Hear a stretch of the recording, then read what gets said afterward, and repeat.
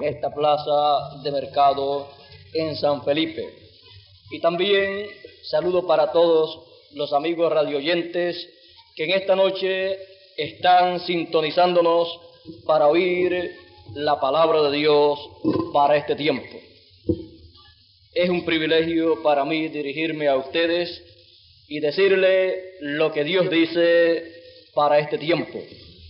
Inmediatamente quiero ir a la palabra de Dios, donde nos habla de este tiempo en que vivimos y de las cosas que estarían aconteciendo en este tiempo. En el libro del Apocalipsis, en el capítulo 10, nos narra algo que está prometido para este tiempo final.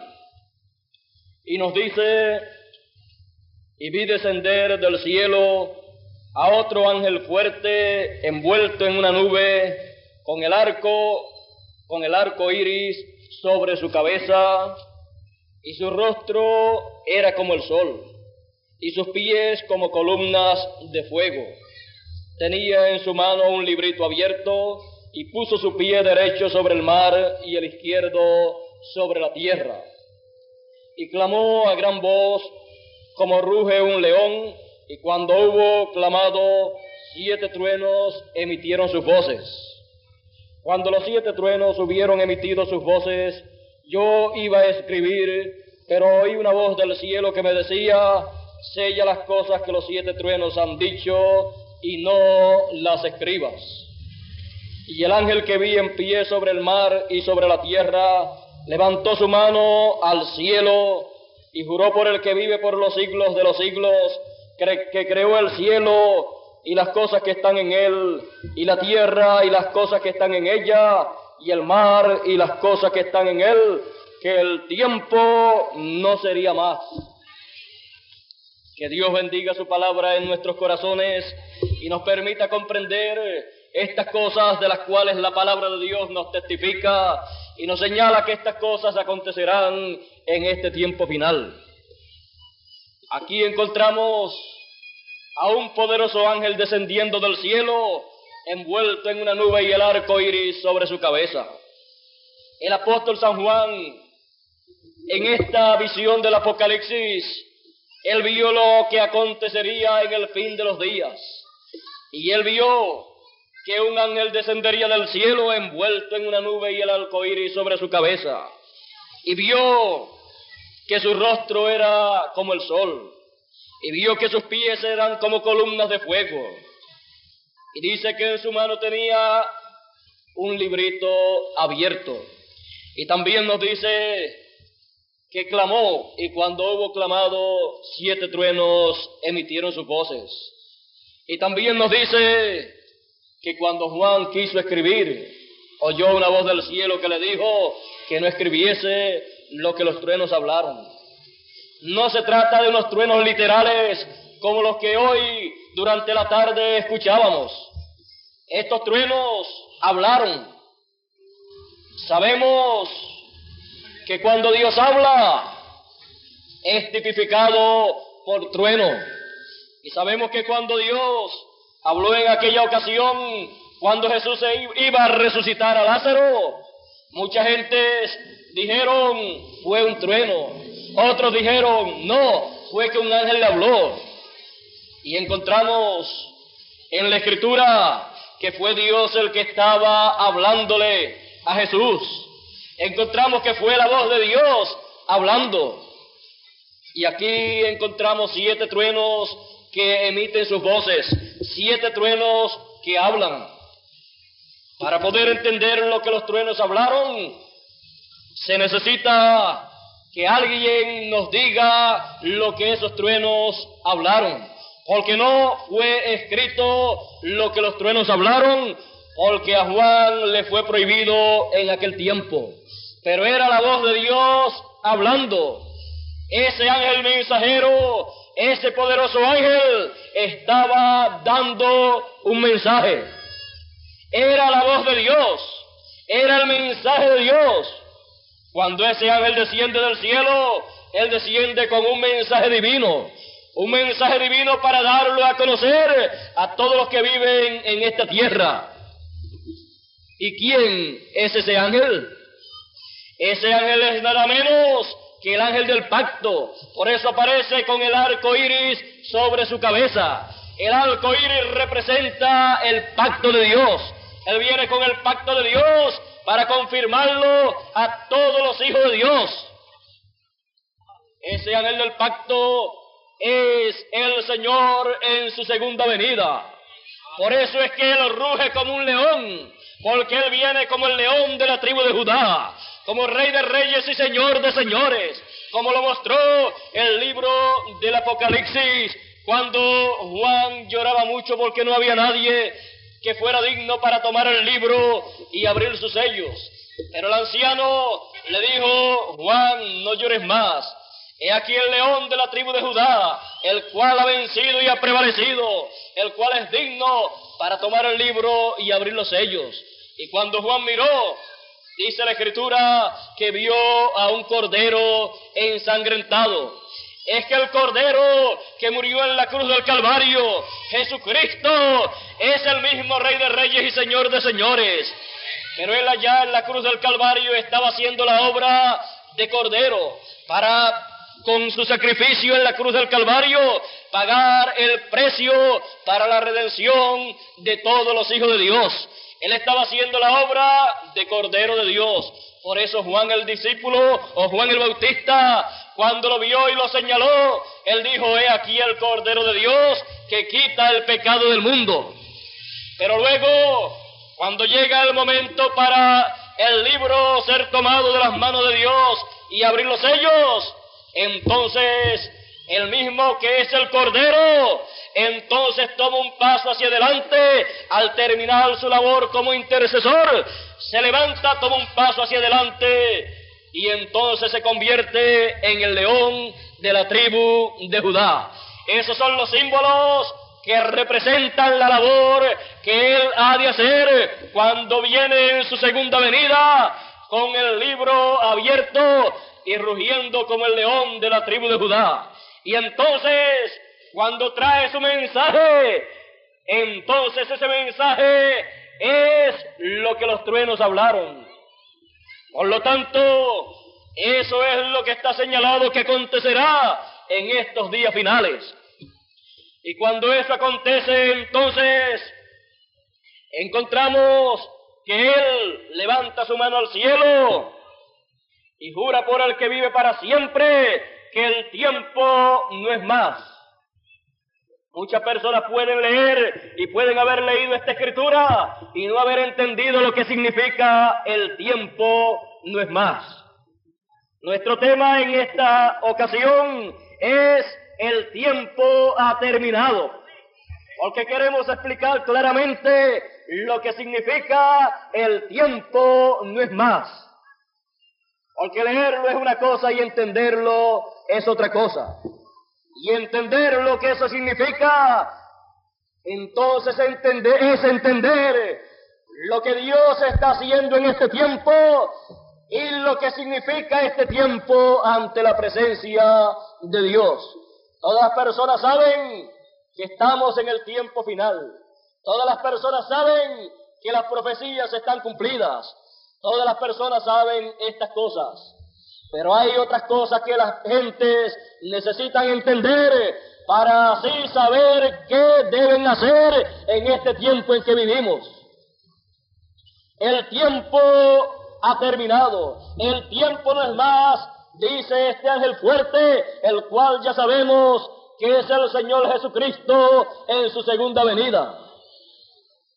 Cuando Él vino en su primera venida, Él era el Cordero de Dios que habría de quitar el pecado del mundo.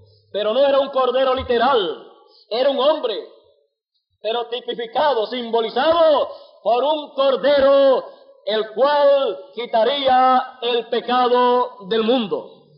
Porque en medio del pueblo de Israel, en el sacrificio por el pecado, se sacrificaba un cordero. Por lo tanto, el Señor en su primera venida vino para cumplir ese símbolo del Cordero Pascual. Y cuando Juan nuevamente lo ve acá en el libro del Apocalipsis, que toma el libro y abre los sellos, Y le fue dicho a Juan: he aquí el león de la tribu de Judá. Y cuando Juan mira, ve un cordero ensangrentado. Quiero decirles que Juan ni vio un león, ni vio a un cordero. Juan lo que vio fue al Señor Jesucristo, que es el Cordero de Dios, y también es el león de la tribu de Judá. Porque cordero y león son los símbolos de los ministerios que Él lleva a cabo. Su primer ministerio en su primera venida fue como el cordero para quitar el pecado. Su segundo ministerio es como el león de la tribu de Judá, para reclamar todo lo que Él redimió. Por lo tanto, Él se presenta como el león de la tribu de Judá en este tiempo final, cuando el tiempo ha terminado. Por eso es que cuando Él se presenta, Él dice: el tiempo no es más. ¿Y a qué se refiere el Señor cuando Él dice que el tiempo no es más? Él en su primera venida había enseñado que cuando el tiempo de los gentiles terminase, entonces Jerusalén saldría de la esclavitud, porque Jerusalén sería hollada por los gentiles hasta que el tiempo de los gentiles terminase. ¿Y qué es el tiempo de los gentiles? Encontramos en la Escritura, allá en el libro del profeta Daniel, la historia de un rey, el rey Nabucodonosor. Él fue un rey temeroso de Dios. Él fue un rey espiritual. Era un rey, pero era un hombre espiritual. Era un hombre que creía que había vida después de la muerte. Él era un hombre que sabía que el ser humano no es solamente el pedazo de carne y hueso y sangre que podemos ver. Él sabía que había algo más. Y él sabía que había un Dios en el cielo. Y él sabía que había huestes celestiales.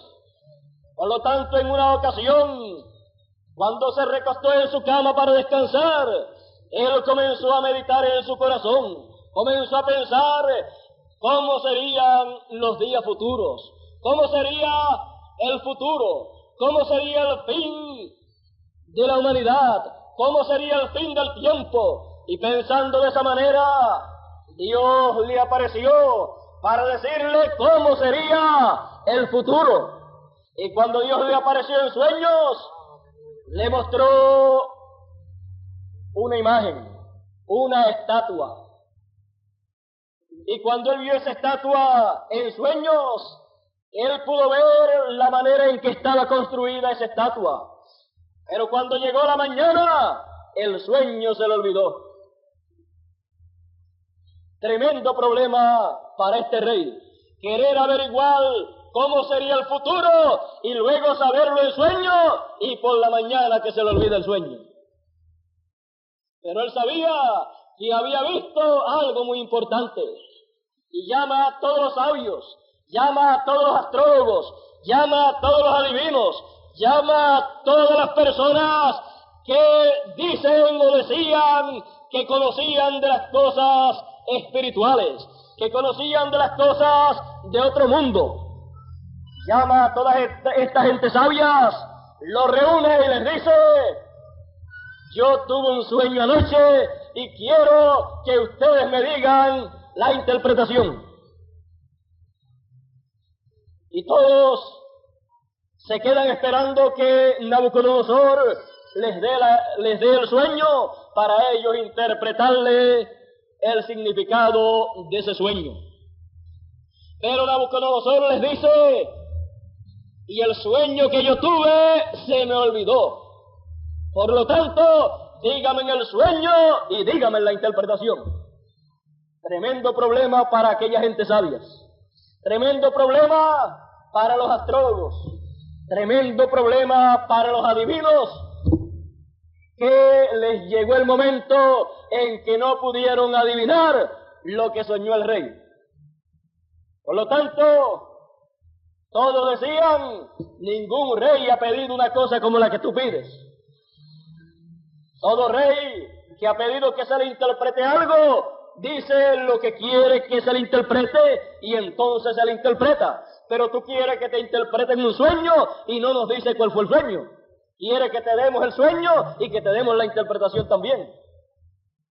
Nabucodonosor se llenó de ira porque él sabía que había recibido un sueño verdadero y él quería saber nuevamente cuál era ese sueño y su interpretación.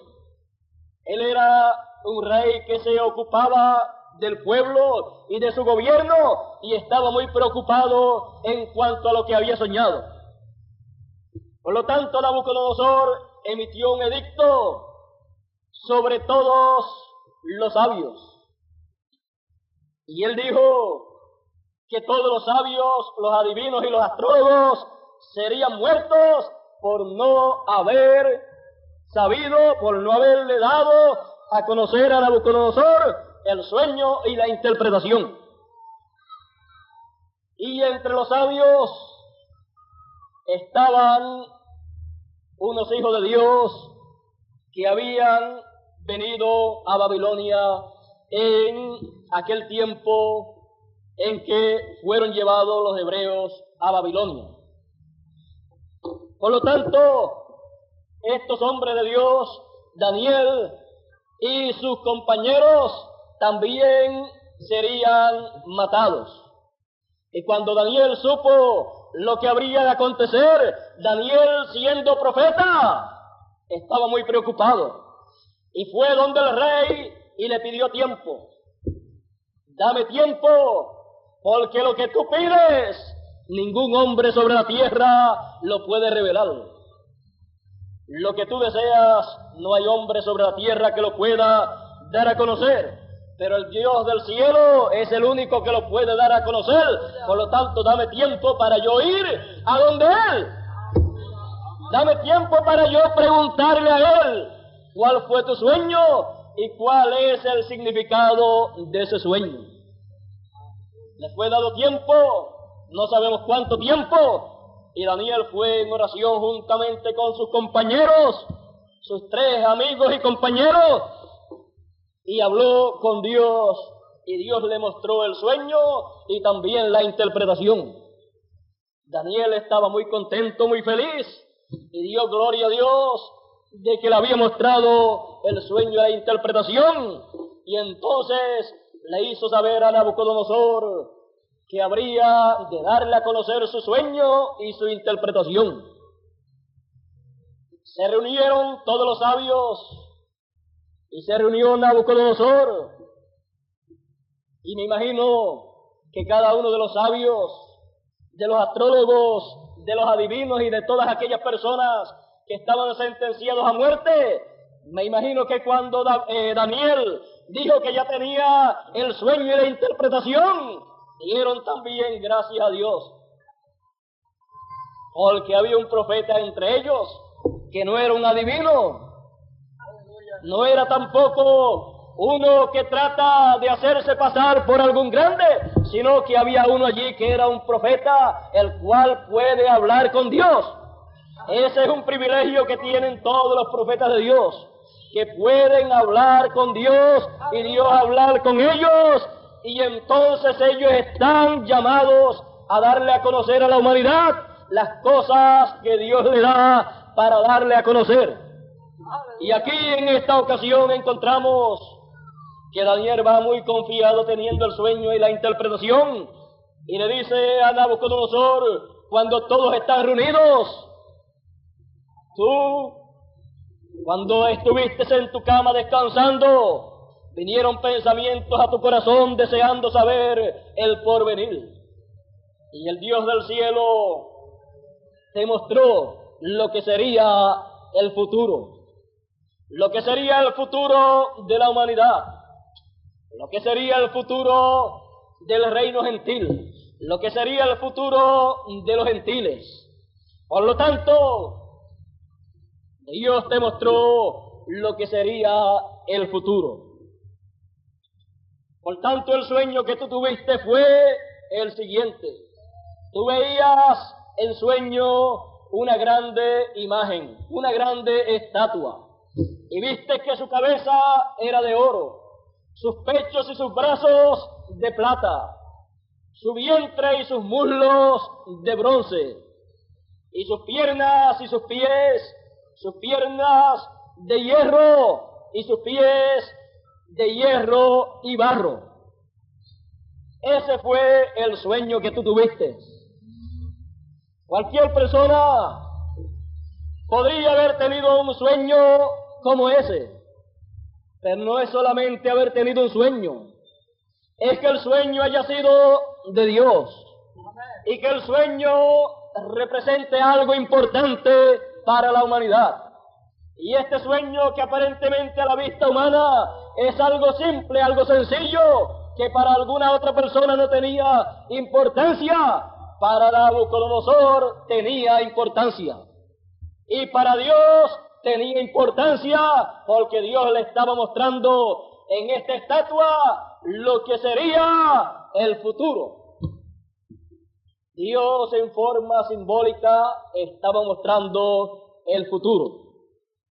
Y entonces Daniel le dice: vas entonces ahora a escuchar la interpretación, o sea, ahorita, como dicen ustedes.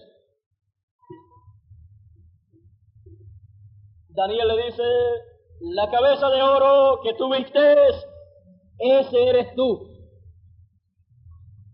Eres tú, Nabucodonosor. Tú con tu reino eres esa cabeza de oro.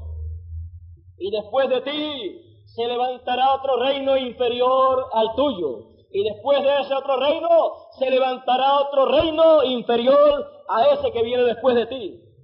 Y después de ese que viene, que es el de bronce, después de ese viene otro reino de hierro, simbolizado en las piernas y los pies.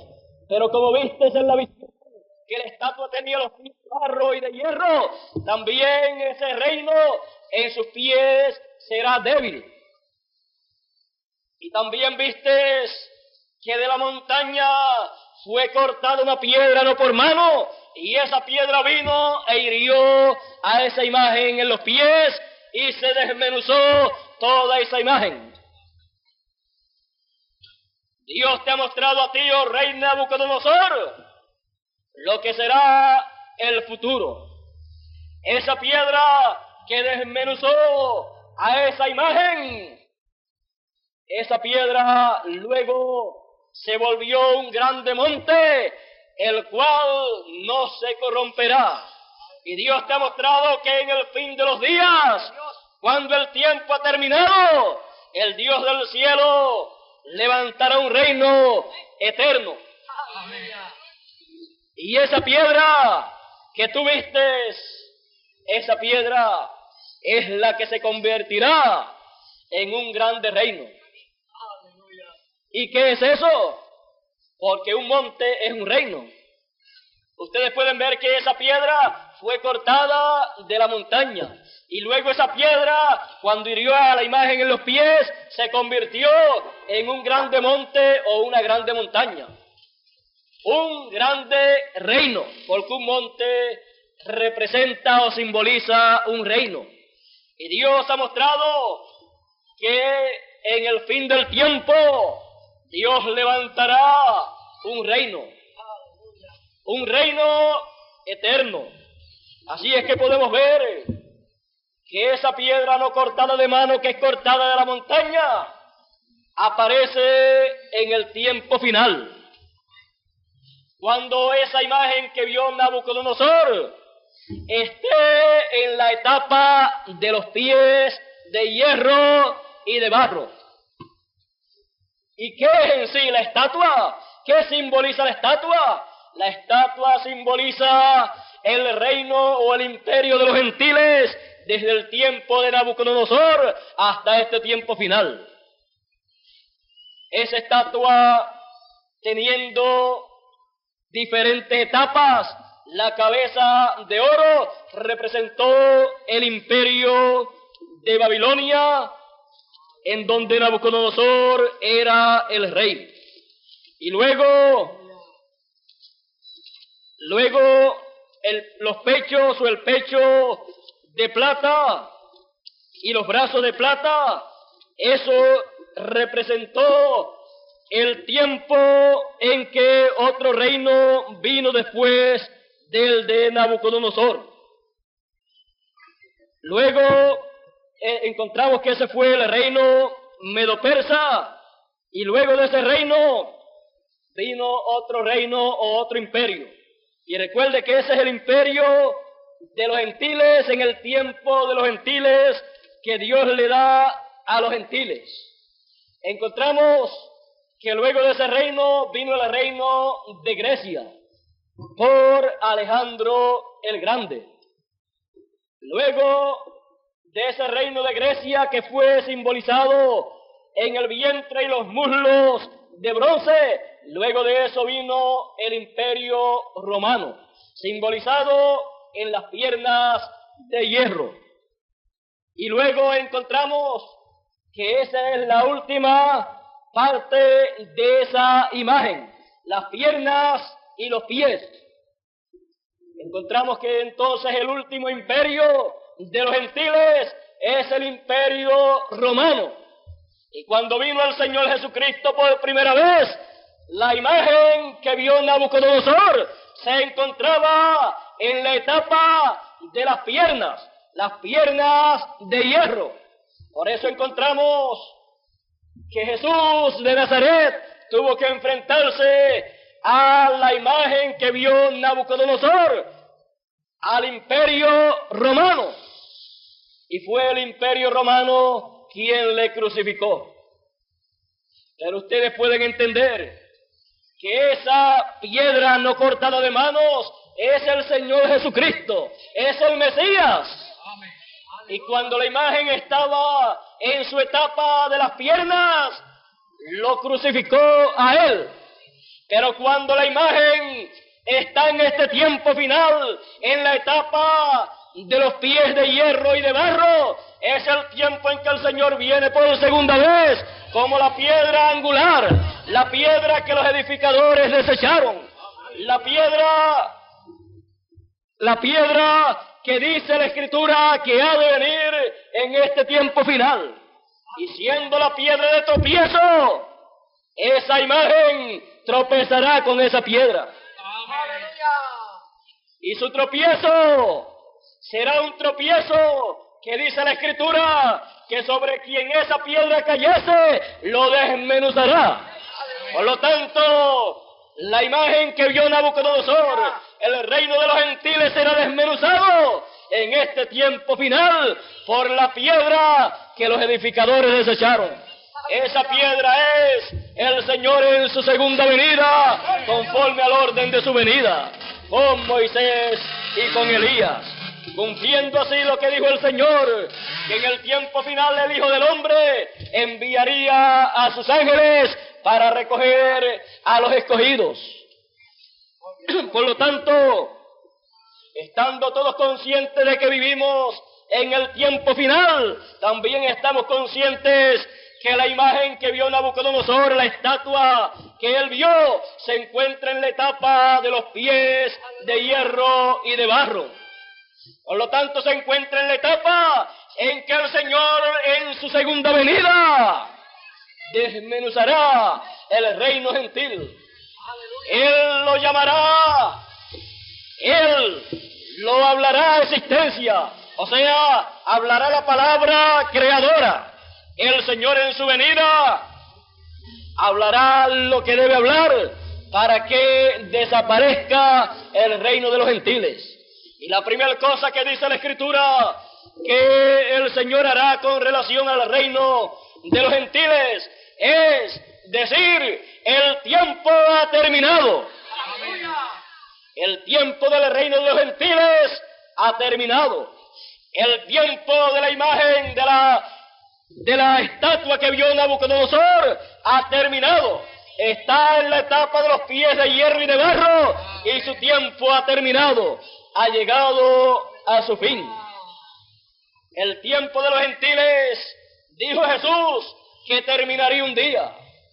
Y cuando terminase, entonces Jerusalén regresaría a manos de los hebreos.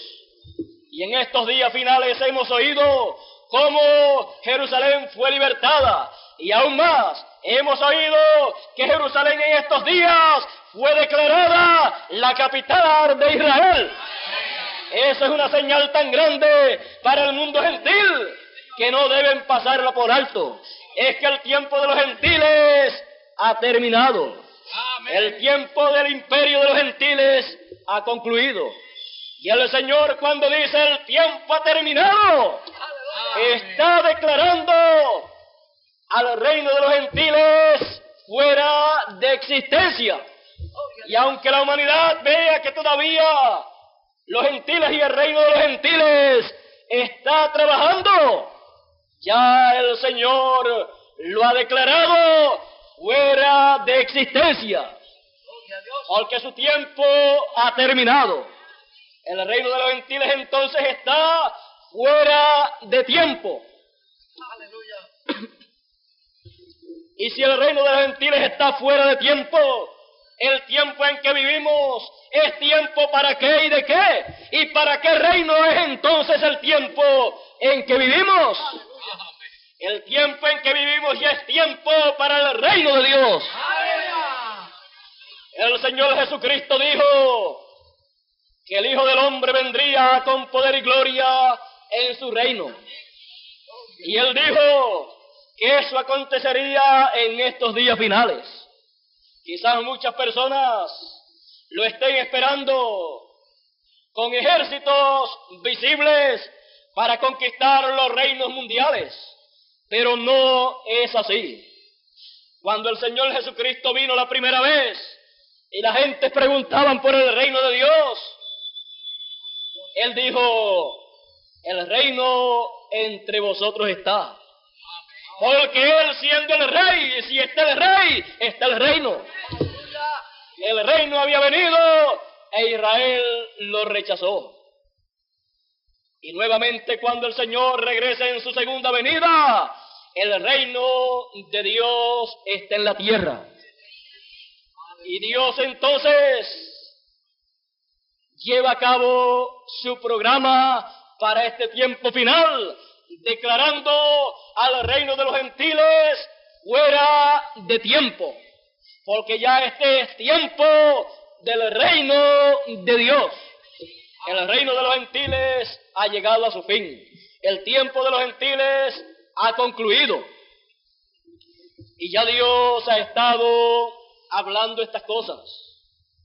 Y todo eso entonces habrá de realizarse como dice la Escritura, como lo vio Nabucodonosor y como lo vio el profeta Daniel. El reino de los gentiles será desmenuzado y el viento se lo llevará, y no quedará ni raíz ni rama. Y luego, ¿qué es lo que ha de haber sobre esta tierra? El reino de Dios. El gran milenio del cual tanto hemos escuchado estará sobre esta tierra viviéndose. Y con ese reino que se vivirá por 1000 años, será mostrado, será comprobado que ya el problema de los hijos de Dios fue arreglado. Porque durante ese reino milenial, ninguno de los hijos de Dios morirá. Y eso mostrará que ya el problema de los hijos de Dios está resuelto. Porque ningún hombre en la actualidad puede vivir 1000 años. Y si en el milenio, en el reino de Cristo, se puede vivir 1000 años, es porque todo ya estará arreglado. Porque Dios había dicho allá en el libro del Génesis a Adán que el día que comiesen del árbol de ciencia del bien y del mal, ese día morirían. Y encontramos que comieron y no se murieron el mismo día. Y entonces, ¿de qué día estaba hablando Dios? ¿O fue que Dios no cumplió su palabra? Si usted busca la Escritura, Adán no murió aquel mismo día literalmente. Pero usted encontrará que Adán vivió 900 y pico de años. Y delante de Dios Un día es como 1000 años, y 1000 años como un día. Por lo tanto, delante de Dios, Adán, en el cuerpo terrenal que tenía, no pudo vivir un día delante de Dios, no pudo vivir 1000 años. Porque el día que comieran, ese día morirían. O sea, antes de terminar el día, tenían que morir. Antes de terminar 1000 años, tenían que morir. Y murieron. Y el más que vivió de todos aquellos que vivieron en la tierra en aquellos tiempos fue Matusalén. Y él vivió 969 años, pero no llegó a 1000 años. Porque ningún hombre podía pasar de 1000 años desde que se cometió el pecado en el huerto del Edén. Pero en el milenio se vivirán 1000 años de paz sin morir, y eso mostrará que hemos regresado a eternidad, que hemos regresado para vivir por toda la eternidad en el reino de Dios, el cual estará establecido en esta tierra. Todos desean realmente vivir en ese reino y todos pueden vivir en ese reino. Para vivir en ese reino hay que hacer de la manera que Él dijo, para así cumplir con sus leyes y poder participar de las bendiciones de ese glorioso reino. En este tiempo en el cual nosotros vivimos, cuando el tiempo de los gentiles ya ha terminado, ¿qué es lo que queda? Para los gentiles no queda nada, pero para todo aquel que teme a Dios, queda lo más importante. ¡Aleluya! Queda el reino de Dios, el cual será un reino eterno, el cual será un reino de paz, de prosperidad. Allí no habrán pobres, allí no habrán necesidades. Así como José en Egipto era el hijo de prosperidad y todo lo que hacía prosperaba, el Señor en su glorioso reino, todo lo que haga prosperará, porque Él sabrá cómo hacerlo, porque Él conoce las leyes divinas para hacer las cosas conforme a las leyes divinas, para que así todo funcione bien. Muchas personas ignoran esto de las leyes divinas, y al ignorar las leyes divinas, entonces caminan en contra de las leyes divinas y no pueden obtener las bendiciones de Dios. Por ejemplo, encontramos que Dios le dio al pueblo de Israel leyes para que fuesen guardadas. Y en esas leyes que Dios le dio al pueblo de Israel, Dios estaba reflejando las leyes celestiales que Él tiene en el cielo. Y conforme a como Dios hace en el cielo, había que hacer en esta tierra. Por ejemplo, usted encuentra que cada 7 años el pueblo de Israel celebraba el año séptimo como año sabático. Y luego pasaban 7 años más y ese número 7 volvía a ser un año sabático, un año de descanso para toda la tierra. Y así consecutivamente por 49 años. Y en 49 años ya habían guardado 7 años festivos, 7 años de descanso para toda la tierra, intercalados cada 7 años. Y después de eso, entonces, en el año 50, se proclamaba el año del jubileo, en donde todas las propiedades de los hijos de Dios regresaban a las manos de los hijos de Dios.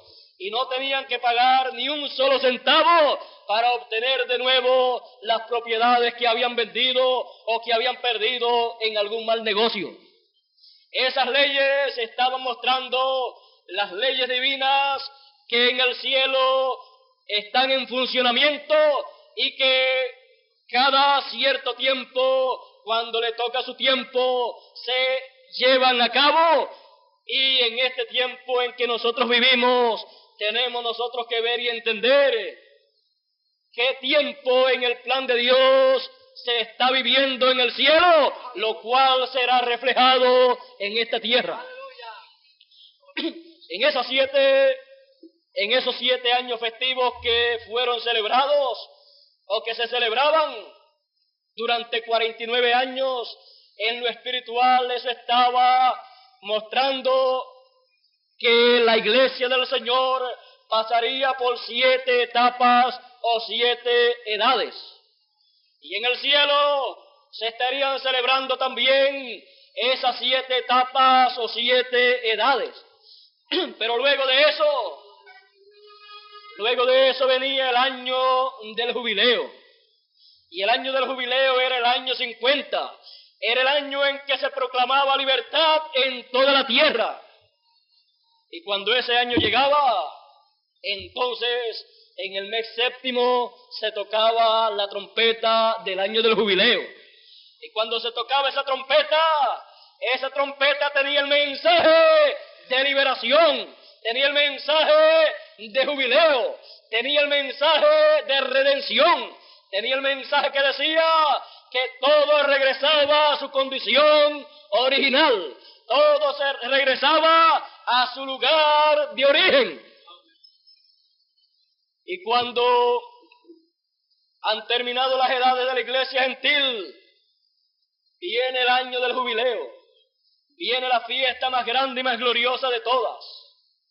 Viene el tiempo entonces en que Dios toca la trompeta y llama a todo su pueblo a una completa liberación. Llama a su pueblo a un tiempo de grande jubileo. Y eso también en el cielo se está llevando a cabo cuando en la tierra se proclama el año del jubileo.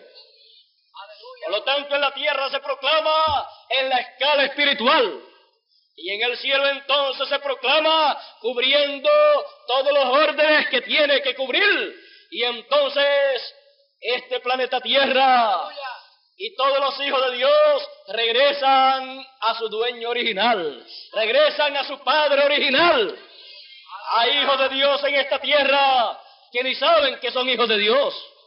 Pero cuando oyen la voz de Dios, la trompeta del año del jubileo, el mensaje final de Dios, el mensaje de los truenos, el mensaje que trae el Señor en su segunda venida, el cual viene rugiendo como un león. No es que sea un león, es que el león de las tribus de Judá lo simboliza a él. Él entonces viene rugiendo como un león, y viene entonces y truena, y 7 truenos emiten sus voces. 7 truenos emitiendo sus voces, eso es la palabra de Dios saliendo de los labios del Señor en su segunda venida.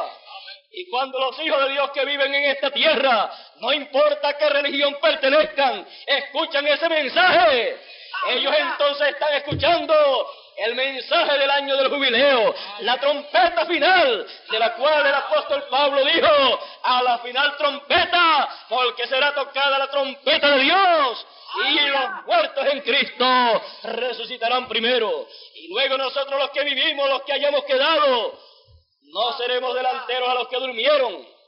¿Por qué? Porque los santos que han muerto en el pasado resucitarán primero, después que se haya tocado la final trompeta. La final trompeta es la trompeta del año del jubileo. Y cuando se haya terminado de dar el mensaje del año del jubileo, entonces tienen que resucitar los muertos en Cristo. Estamos viviendo en ese tiempo. ¿Quién toca la trompeta final? El mismo apóstol San Pablo dijo, porque el mismo Señor descenderá del cielo con aclamación, voz de arcángel y trompeta de Dios, y los muertos en Cristo resucitarán primero. Así es que podemos ver que es el Señor el que toca la trompeta final en su segunda venida. Y cuando los hijos de Dios que viven en esta tierra escuchan esa trompeta, ese mensaje siendo predicado por el Señor en su venida, en su manifestación, entonces los hijos de Dios Como les dije, no importa a qué religión o a qué secta religiosa pertenezcan, cuando ellos escuchan ese mensaje les llega al alma. Y cuando les llega al alma, ellos dicen, eso era lo que yo estaba esperando.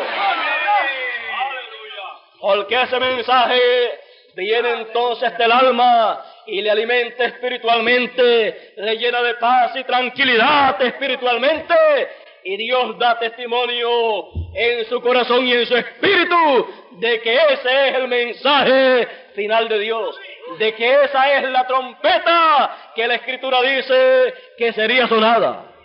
¡Aleluya! Una trompeta literal representa un mensaje, y el mensaje del Señor en su venida estará siendo anunciado, estará siendo predicado en el mundo entero.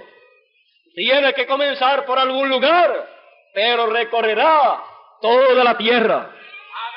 Porque conforme a la ley de Dios, el año del jubileo se anunciaba en toda la tierra y a todos los habitantes. Eso es lo que Dios ha prometido para este tiempo. Y eso es lo que hará esa piedra que vio Nabucodonosor y luego vio Daniel, esa piedra no cortada por mano, que en el tiempo final aparecería para así llevar a cabo la labor que debe ser llevada a cabo en este tiempo final. Y cuando el Señor venga, ¿dónde le va a encontrar usted? ¿Cómo usted lo va a conocer? Usted conoce al músico por la música que toca. Y si es un trompetista, por la manera en que toca la trompeta, usted sabe qué clase de músico es. Y usted conocerá al Señor en su segunda venida, cuando Él toque la trompeta del año del jubileo, porque más nadie puede tocarla. Así como Él cuando vino en su primera venida, Él también tocó la trompeta. Y Él tocó la trompeta del año del jubileo, porque la primera venida del Señor y la segunda venida del Señor se cumplen en el año del jubileo. Por lo tanto, Él, allá 2000 años atrás, tomó el libro del profeta Isaías y leyó: el Espíritu del Señor es sobre mí, por cuanto me ha ungido el Señor. Y comenzó a leer lo que allí estaba escrito, y luego dijo: hoy se ha cumplido esta escritura ante vuestros ojos. Cuando les dijo así, Él les estaba diciendo: yo soy el que fue prometido. Yo soy esa piedra angular. Yo soy esa piedra que los edificadores desecharán. Yo soy el Mesías prometido. Cuando les dijo: hoy se ha cumplido esta escritura, estaba diciéndole todo eso en pocas palabras. Muchos se escandalizaron de Él, porque era un joven criado en Nazaret. Y muchos decían: pero ¿y no es de Belén, de Judea, que ha de venir el Mesías? Y este que es de Nazaret, ¿cómo va a venir a proclamar que Él es el Mesías? Pero ellos no sabían que Él había nacido en Belén de Judea cuando le tocó nacer. Ya esa escritura Él la había cumplido. Y también había ido a Egipto en el tiempo en que Herodes estaba matando a los niños. Y luego Dios lo envió desde Egipto hasta Nazaret de nuevo. Y se cumplió la escritura también que dice: de Egipto llamé a mi hijo. Por lo tanto, en cada movimiento que el Señor hacía de un sitio a otro, estaba cumpliendo las escrituras. Por lo tanto, la gente no podían ver que ese joven de unos 30, 33 años de edad era el Mesías que ellos estaban esperando. Ellos lo esperaban de otra manera, pero Él vino de acuerdo a cómo estaba en la escritura. Y no importa cómo la gente lo puedan esperar en su segunda venida, Él vendrá de acuerdo a cómo está en la escritura. Y como está en la escritura, así Él vendrá y así Él hará. Por lo tanto, Él no tendrá que hacer lo que la gente quiera que Él haga. Él solamente hará lo que la Biblia dice que Él ha de hacer. Porque Él dirá nuevamente, como dijo allá, lo que le place al Padre que yo haga, eso es lo que yo hago. ¿Y qué era lo que le placía al Padre Celestial que hiciera el Señor en su primera venida? A Él lo que le placía era que hiciera lo que la Biblia decía que el Mesías habría de hacer. Y lo que la Biblia dice que el Mesías hará en su segunda venida, es lo que Él hará en su segunda venida. Él no viene para complacer al gusto de las gentes, Él viene para complacer a Dios en su voluntad. Por lo tanto, Él hará lo que está escrito de Él. Y cuando Él haga lo que está escrito de Él, habrá cumplido lo que dice la Escritura. Y todo aquel que le pueda ver en su venida, recibirá la bendición que Él trae. Porque el que recibe a profeta en nombre de profeta, merced de profeta recibe. Recibe el beneficio para lo cual aparece ese profeta en esta tierra. Y el que recibió al Señor en su primera venida, recibió el beneficio para lo cual Él vino en su primera venida. Y el que recibe al Señor en su segunda venida, recibe el beneficio para lo cual Él viene en su segunda venida. Cuando Él vino en su primera venida, era un profeta.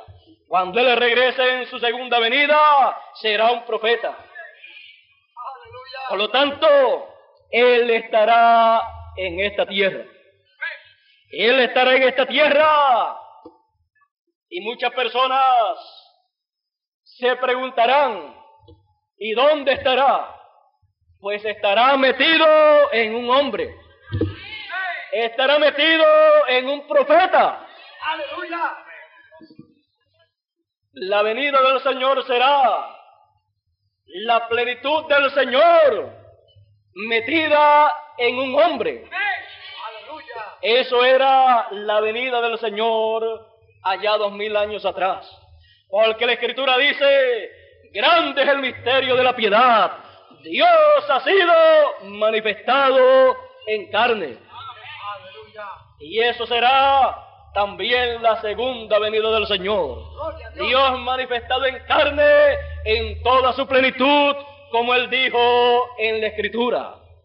Porque cuando nuestro Señor aparezca sobre la tierra, será la palabra encarnada en un hombre. En el principio era el verbo, la palabra. Y la palabra era con Dios, y la palabra era Dios. Y la palabra, el verbo, se hizo carne. Y habitó entre nosotros en la primera venida, y habitará entre nosotros los seres humanos en su segunda venida. Por lo tanto, usted puede ver que la segunda venida del Señor será una cosa sencilla como lo fue la primera venida del Señor. Y Él será conocido por la clase de mensaje que estará predicando, así como era conocido por la clase de mensaje que estuvo predicando en el tiempo de su primera venida. Él en una ocasión les dijo a la gente, si no hago las obras del que me envió del Padre, no me creáis. Él también dijo, si yo por el dedo de Dios hago las cosas que hago, entonces el reino de Dios ha llegado a vosotros. Y en este tiempo final está prometido que el reino de Dios vendrá a nosotros. ¡Aleluya! Cuando vino en su primera venida, el reino de Dios estaba allí. Era Dios en un hombre. Y cuando el reino de Dios venga en este tiempo final, será Dios en un hombre. Será el cumplimiento de la segunda venida del Señor. Por lo tanto, tenemos que despertar a la realidad del tiempo en que vivimos. Tenemos que entender que Dios tiene tiempo para cada cosa. Y en el tiempo en que vivimos es el tiempo para Dios cumplir las cosas del tiempo final. Y las promesas que Él ha hecho para este tiempo final son las promesas mesiánicas de la segunda venida del Señor. Son las promesas en donde cada uno de los hijos de Dios recibirá las más grandes bendiciones que jamás hayan recibido los hijos de Dios. Y cada hijo de Dios sabrá que es un hijo de Dios cuando escuche el mensaje del Señor y ese mensaje entra a su corazón y allá le permita ver y entender el tiempo en que estamos y el cumplimiento de las promesas de Dios para este tiempo. Cada hijo de Dios que vive en esta tierra, aunque no sepa que es un hijo de Dios, él recibirá al Señor en su segunda venida. Él estará aquí en la tierra. Y los hijos de Dios que vivan en la tierra en este tiempo final han de tener una grande visitación. Tendrán la visita del que han estado esperando por 2000 años. Porque por 2000 años los hijos de Dios han estado esperando el retorno del Señor, la segunda venida del Señor. Y en este tiempo es el tiempo para el cumplimiento de esa promesa. Estamos en ese tiempo.